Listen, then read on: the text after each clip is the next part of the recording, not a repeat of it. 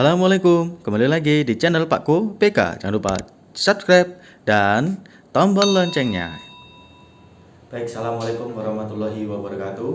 Kembali lagi bersama saya di channel Pakku PK. Kali ini saya akan memberikan informasi mengenai cara menyelesaikan konflik atau bahasa Inggrisnya yaitu konflik resolution. Nah, penting sekali di mana di dalam kehidupan kita sehari-hari kita pasti menemukan atau mengalami yang namanya konflik, ya, baik secara individu dengan individu atau organisasi, ya kan, di tempat kerja atau yang lainnya. Nah, ini salah satu soft skill yang mungkin kita semua bisa saling belajar dan kita miliki untuk menyelesaikan konflik itu, ya, sangat penting. Nah, terus standby di channel saya, di channel Pakku PK, jangan sampai di skip ya. Kemudian like, komen yang positif, dan subscribe. Baik, kita lanjutkan ya. Bagaimana cara menyelesaikan konflik? Nah, konflik ya, di mana apa istilahnya, kita apabila kita sedang berkonflik dengan seseorang, ya, itu ada satu hal yang akan membuat hubungan kita dengan orang tersebut apakah baik atau buruk. Nah, ini tergantung di satu hal ini. Satu hal ini apa? Satu hal yang sangat penting, yaitu attitude atau sikap. Nah, sangat penting di mana pada saat berkonflik, bagaimana sikap kita pada saat kita sedang menjalani atau mengalami sebuah konflik itu sendiri. Jadi apabila ada permasalahan ya dengan seseorang, timbul konflik kan di situ, nantinya sikapnya bagaimana? Kita menyikapinya bagaimana? Apakah kita menyikapinya dengan keras, acuh, atau kita menyikapinya dengan kita kembalikan kepada diri kita sendiri? Nah, banyak cara, banyak hal. Nah, kita apa istilahnya ambil di pengertian konflik itu sendiri dulu ya. Jadi konflik itu berasal dari kata kerja Latin ya. Kata kerja Latin itu yang mana yaitu configere ya, configere, dari tulisannya CONFIGERE yang artinya itu saling memukul. Nah, secara sosiologis konflik sendiri yaitu berarti antara satu orang ya atau lebih, itu dimana satu pihak berusaha untuk menyingkirkan pihak yang lain ya, atau membuatnya tidak berdaya. Nah, itu pengertian secara sosiologis. Nah, banyak pengertian-pengertian yang lain yang pasti konflik ya seperti itu ya. Nah, sekarang kita renung deh, kira-kira pernah nggak Anda mengalami sebuah konflik di dalam rumah, di dalam diri sendiri, ada konflik nggak dengan orang lain, di sekolah, di kampus ya, dengan atasan, dosen, guru, orang tua, adik atau saudara, kemudian dengan siapa saja. Nah, pada saat Anda menemukan konflik, kira-kira apa yang Anda lakukan? Apakah Anda cara menyelesaikan konfliknya dengan menghindari konflik ya, dengan cara ya udah, karena memang ada masalah ya udah ditinggal aja, terus aku gak ngereken ya, bahasa Jawanya seperti itu, terus gak ngereken, gak ngurus. Nah, ada yang dilawan konfliknya karena merasa benar. Ya, ada yang diselesaikan secara baik-baik. Nah, ada berbagai macam cara yang harus kita pahami bagaimana caranya kita bisa menyelesaikan konflik itu sendiri. Mau tahu? Terus stay terus ya, jangan di skip. Baik, kita lanjutkan ya. Nah, macam-macam konflik yaitu ada berbagai macam sih, cuman ini ada 5 macam ya. Macam yang pertama yaitu konflik intrapersonal ya. Kemudian konflik interpersonal yang kedua. Kemudian yang ketiga, konflik antar individu dengan individu. Kemudian yang terakhir, yang keempat itu konflik antar kelompok dalam organisasi yang sama. Yang terakhir, konflik antara organisasi. Nah, ini macam-macam konflik. Nah, kemudian kita kasih penjelasan sementara aja. Bukan sementara, penjelasan ringan ya, pendek.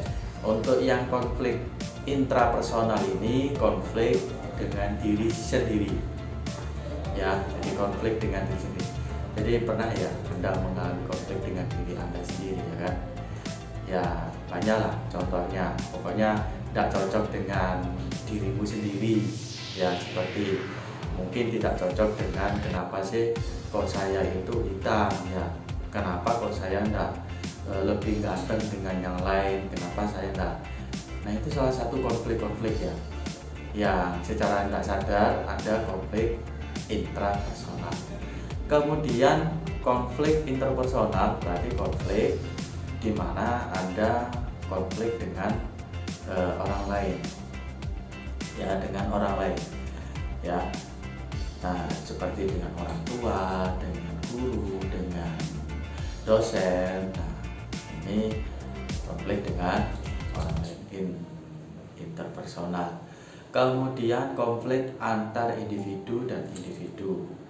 Nah, ini hanya terdiri dari 2 ya, Anda dengan orang lain dan orang yang memang Anda konflik, misalnya Anda dengan adik Anda. Nah, ini antar individu saja ya kan. Kemudian yang keempat, konflik antar kelompok dalam satu organisasi yang sama. Berarti apa?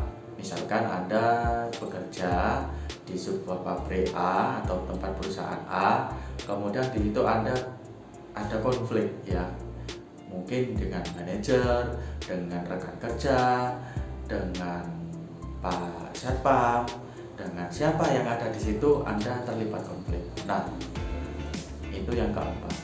Kemudian yang kelima, konflik antara organisasi. Berarti ada organisasi A dan B ini saling konflik. Nah, untuk penanganan konflik ya, penanganan konflik ini ada 5 cara. Ada 5 cara ya. Cara yang pertama yaitu pengenalan konflik. Nah, pengenalan konflik itu penting. Jadi bagaimana pada saat Anda berkonflik dengan orang lain atau di dalam sebuah perusahaan, nah Anda kenali dulu. Kita kenali dulu konfliknya itu asal muasal dari mana. Konflik apa ini? Nah, kita kenali dulu itu. Ya, sangat penting. Ya, memang kalau misalkan kita mengambil langkah tidak mau tahu ya tidak usah dikenali, ya sudah ditinggalkan ya kan. Tapi konflik itu apabila kita istilahnya biarkan ya, itu lama-lama akan menjadi sebuah pembantu dalam hal kalau kita sedang berkonflik dengan orang lain kan, kalau ketemu atau di tempat pekerjaan itu kan tidak bisa enak ya, kalau teamwork itu tidak bisa luas. Nah, ini loh, berarti apa, ada sesuatu yang belum terselesaikan. Nah, ya harus ada salah satu yang mengalah untuk menyelesaikan konflik ini. Kita kenali konfliknya ya. Yang kedua baru kita diagnosis. Nah, ini konflik, kira-kira penyebabnya apa dulu? Kita renungkan mulai dari diri kita sendiri. Dari dalam diri, apakah saya yang salah? Nah, apa yang membuat saya bisa bersiteru dengan dia, dengan mereka? Nah, kita mulai dari diri sendiri dulu. Nah, kemudian kita cari dulu dari berbagai macam pihak, ya. Kita cari data dulu, kira-kira kalau misalkan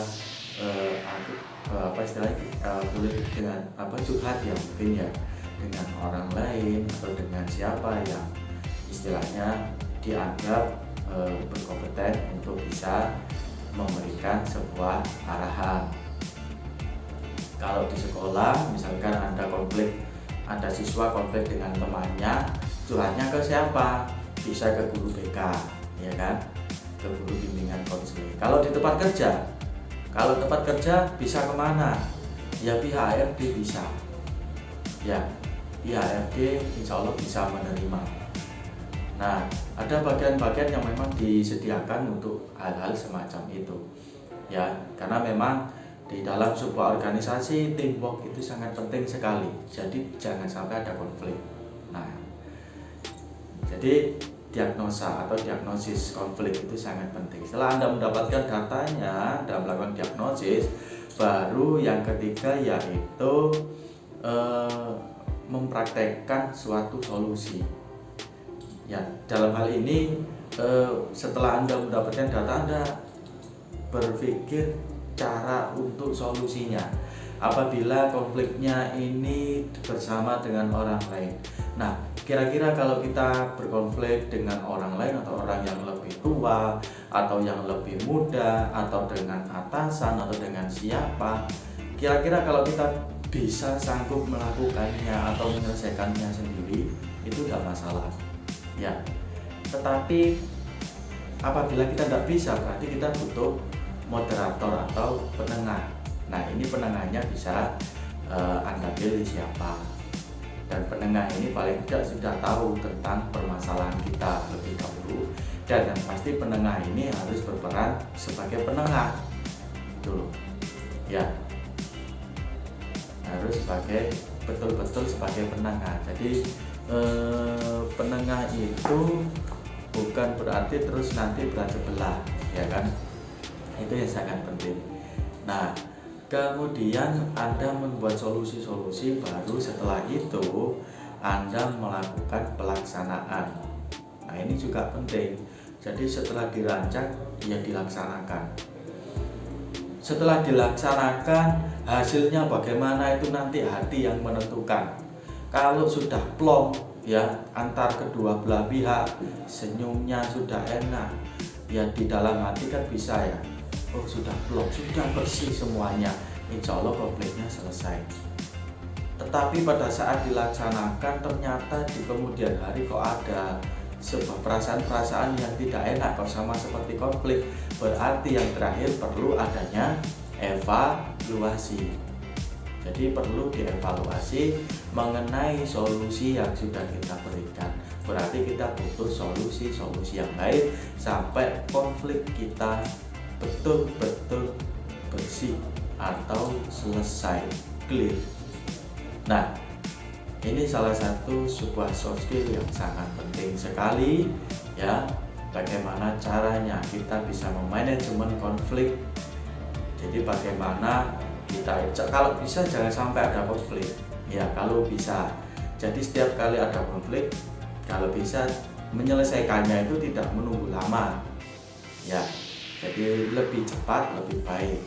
Nah, karena lebih enak kalau kita biasanya dengan rekan itu saling bercanda, ya kemudian bisa bertukar pikiran, bekerja sama dengan baik, itu lebih enak. Lebih banyak teman itu lebih bagus, ya daripada banyak musuh, ya kan. Nah, mungkin itu yang bisa saya sampaikan ya di channel materi kali ini, ya. Semoga bermanfaat untuk Anda semua yang melihat, dan kemudian apabila ada yang perlu didiskusikan bisa langsung tulis di kolom komentar. Kurang lebihnya mohon maaf. Ihdinas siratal mustaqim. Wassalamualaikum warahmatullahi wabarakatuh. Salam Pakku BK.